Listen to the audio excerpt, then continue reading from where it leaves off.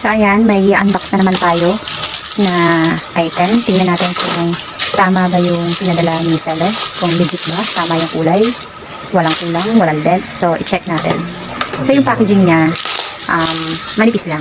Ayan, kita nyo naman. Pag open, buti hindi natin kinatter. Wala siyang box. So hindi siya naka-box. Kaya check natin, baka may mga yupi-yupi.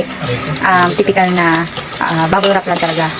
Hindi pa makapal yung bubble wrap na nilagay niya. As in parang dalawang tipot lang ng bubble wrap. Tapos yun yung pinaka talagang balot niya. So tingnan natin kung kumpleto. So isang set na siya. 119 ko siya nabili. Free shipping sa Orange Apps. Isang set ng walis tsaka dustpan. Mukhang nagtipid si seller ng packaging sa order ko .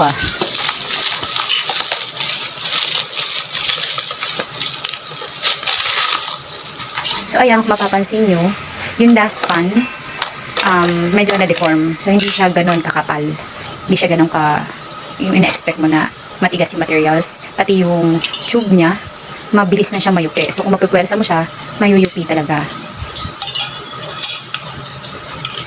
Kaya wag ka manggigil magwalis para tumagal-tagal yung in-order mong walis. Dahil ito ay manipis.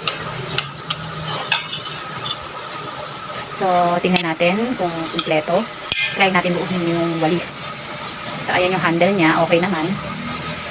Nabuo naman natin yung walis. So okay siya. Huwag nyo na talagang pagkarasahin kasi saglit lang siyang mayupi.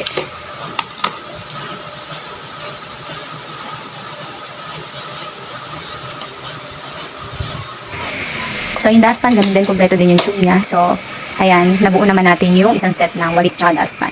So legit naman si seller, tama din yung kulay since na isa lang palang choices na color niya. So napakaganda din ang kulay niya, aesthetic. Ingatan na lang para tumagal.